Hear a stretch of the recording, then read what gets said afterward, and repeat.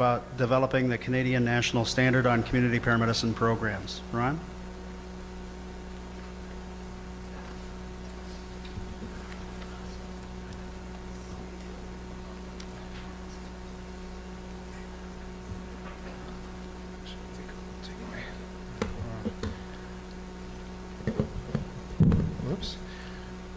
Hello everyone, welcome back from break. I'm hoping everyone had a good break and had a chance to kind of network and talk to a lot of people. I know I did.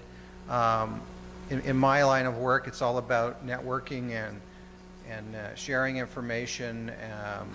So I'm really pleased with the opportunity to come here and present and talk to you about an exciting new project that we're involved with, developing a Canadian national standard on community paramedicine program planning. So I'm going to talk a little bit about the project, the scope, where we are, where we're headed, and afterwards, hopefully at lunch or wherever, if you have any further questions about the project, what it is, what it's not going to do, please come talk to me. I look forward to talking to you. There we go. So I don't have time to give a lot of background about CSA. Hopefully most of you heard of us, the Canadian Standards Association, CSA. A little bit of background, but I do want to just focus on providing a really high-level overview of the standards project, the status, the timelines, the technical committee that we've established and continuing to do so, the scope, purpose of the standard, key elements of the standard, and some of the challenges and opportunities that we will face as we go through. So we are in the initial stages of this project. So don't be surprised, because it's great being here and learning all about the interesting projects and the research and the models, that I end up calling you at some point wanting information from you and asking you to help. So it's just wonderful to be here to see all the great work that's going on. So just quickly, CSA, we've been around a long time, Canadian Standards Association. We're not a government organization. A lot of people think that CSA is a government. We're not for-profit organization. We are a leader in standards development, product testing and certification, consumer product testing.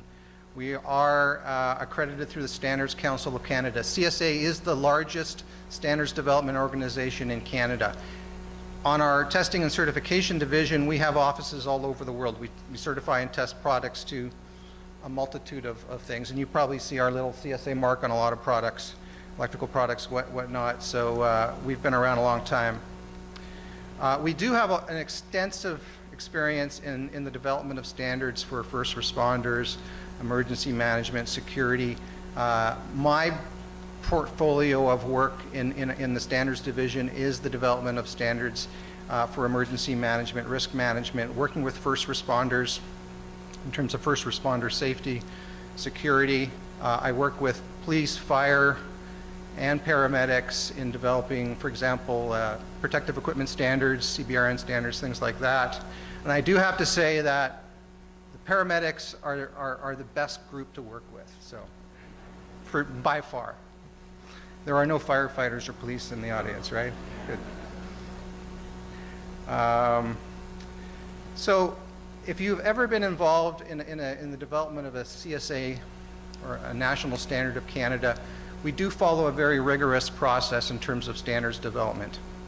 And just these are some of the key elements of our consensus building standards development process in terms of we do take a national approach. We are developing a National Standard of Canada.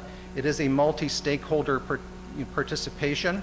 I'll talk a little bit about our work to establish a technical committee from across Canada. And we've had an overwhelming response to our call for participation in participating on this technical committee and developing the standard. So it's been great. And our challenge is we can't take everybody, but there are other means to participate as well. We do, developing any national standard, it's based on achieving consensus.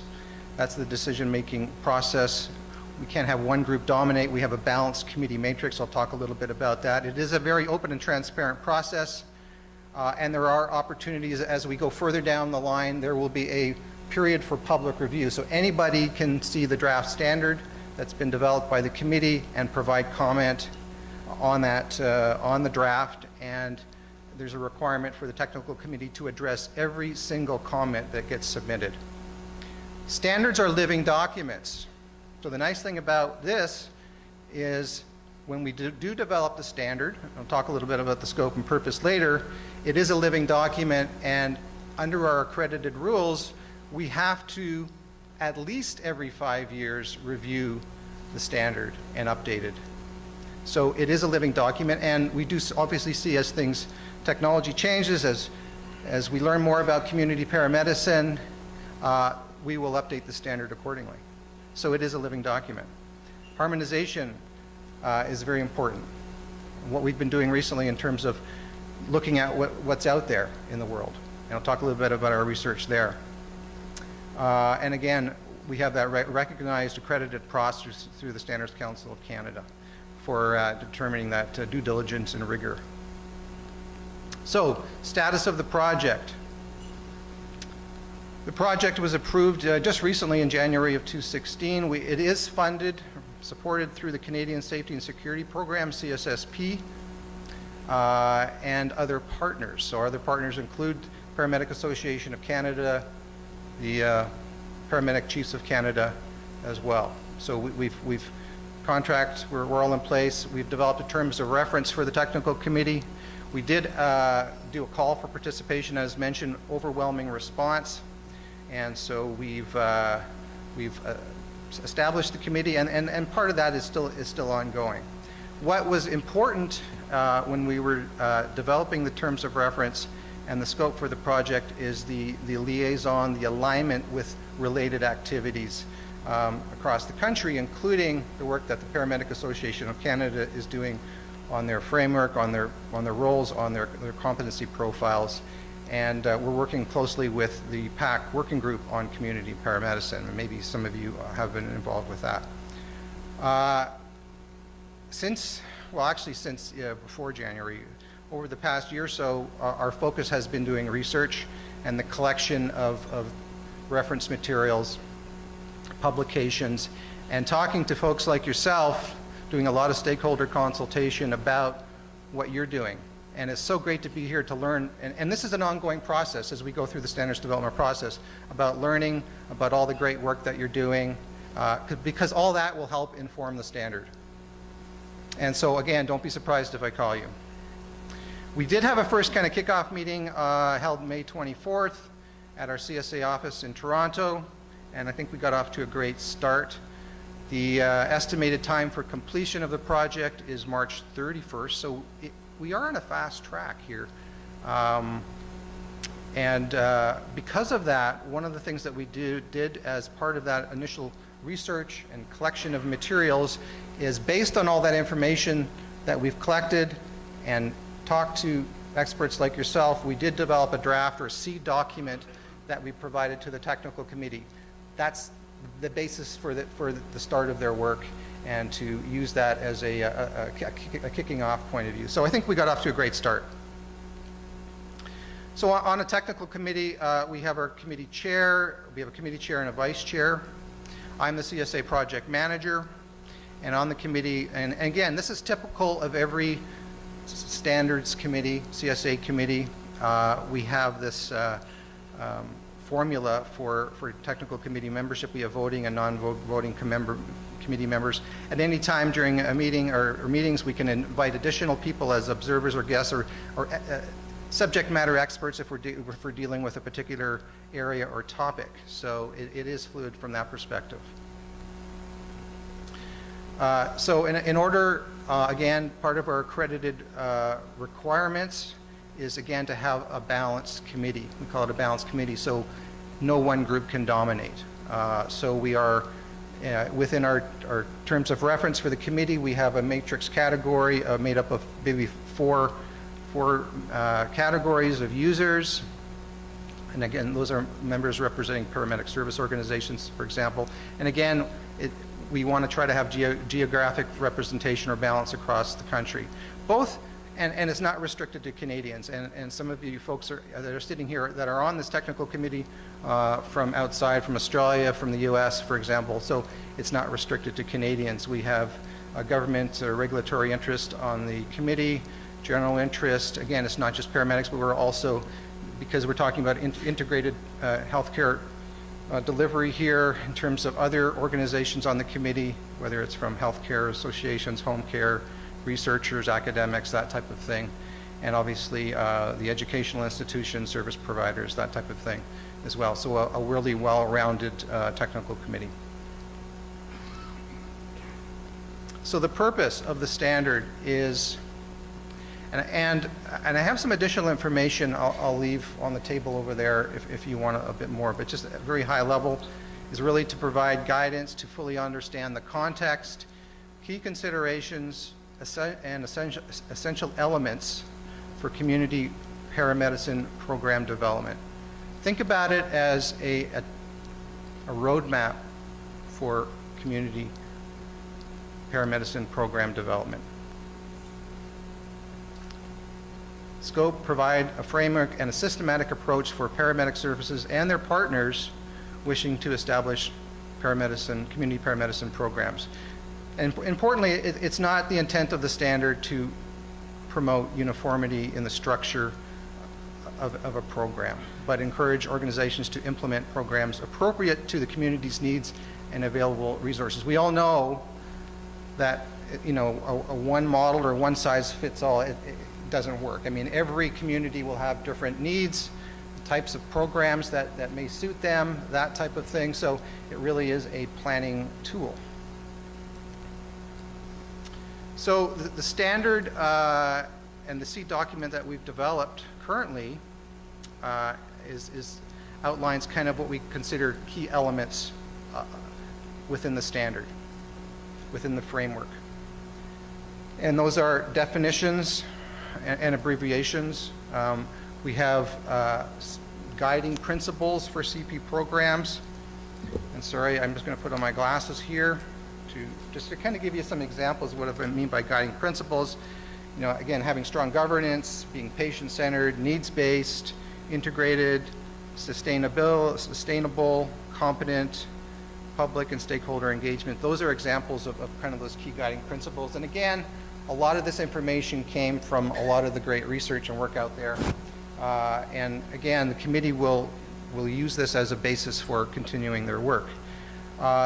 Another essential element, obviously, the types of programs. Again, types of models of care. So the standard will point to, again, as a planning standard, roadmap, each community will then determine what types of models of care, what types of CP programs will best fit their needs. We'll provide examples, for example. Really the meat of the standard really is around the section on program development in terms of planning. Things like dealing with leadership and governance and partners and partner arrangements and doing the community needs assessments and determining resource capacity and stakeholder engagement and setting program objectives and targets and metrics and all these kind of key planning elements that are essential no matter what type of program you end up with. It'll walk you through those considerations, those things that you need to plan for. So that, I would say, program development, and again, it's structured in a kind of plan, do, check, act type of management system kind of a format. Again, that planning, all those kind of planning pieces that you need to consider. The implementation, again, you want to make sure that you can provide and maintain the infrastructure and resources to implement and maintain the program. Is it sustainable? Interesting, element on, in dealing with competencies, with education and training, obviously is key. And we want to make sure that we do align and we do point to key resources. The PAC National Occupational Competency Profiles that are being updated and worked on, and including new work on the community paramedicine competencies as well. So the standard will link to kind of key resources and be aligned to that work as well. So we envision that the standard will have a lot of linkages to other key resource publications, research, and whatnot. Communications element is critical. Both, communications to the public, internal communications, how are you doing that? And again, this is designed to be it's a continuous improvement process. So the standard will have a section on evaluation, monitoring and measuring, what are those monitoring, measuring metrics, and providing examples of that, and helping the user to determine what metrics best meet their needs. And there's obviously lots of great work out there in that area. So it is a work in progress. Even the elements that have been discussed, this is what, and the technical committee will be working to go through those elements and update them, and again start to populate the standard. And so I think we are off to a great start from that perspective.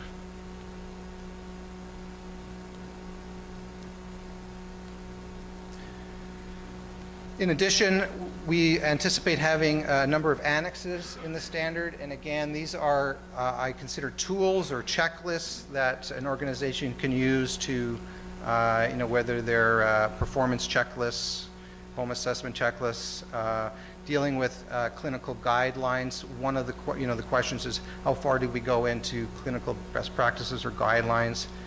So again, examples. Tools within the annex, sample forms, for example, we anticipate having in the standard.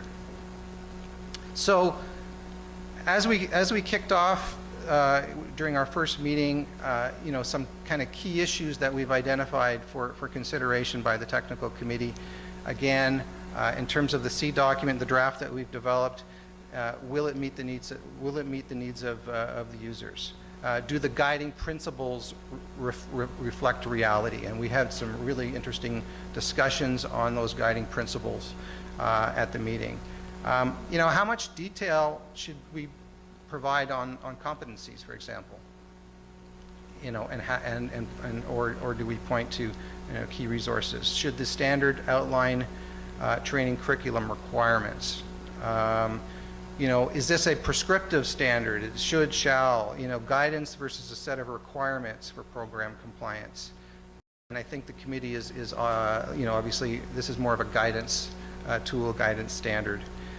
Should the standard provide existing good practice or be more aspirational? Again, we're evolving the profession, right?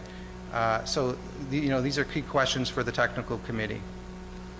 How far should the standard go in providing, I mentioned providing clinical guidelines for common conditions? Should the standard establish metrics for measuring and monitoring programs, or is this outside the scope of the standard? And I think based on the first meeting that we definitely want some information on how or the types of metrics and monitoring and measuring metrics to include. So those are some initial key considerations for the technical committee. Again, we're really early in the process, and I'm really hoping that we'll have an opportunity to come to the February meeting in England and actually report on the outcome or the results of the standard. So that would hopefully we'll have that opportunity. And again, as we go through the process, we will be looking for opportunities to promote the standard. One of the action items is to develop a communication strategy as we move forward and inform stakeholders on the progress of the standard. And at some point, as I had mentioned, we will be looking for comments from people like yourself, from stakeholders on once a draft is developed. We will be looking for comments on that draft through our public review process, and making sure that there is alignment with other related activities out there. So, and one of the things that the committee will concern is for example, online surveys, that type of thing, to again solicit feedback. So that's a real high-level overview of the project. Again, we're just getting started, And if anybody has any other questions, hopefully please come talk to me later.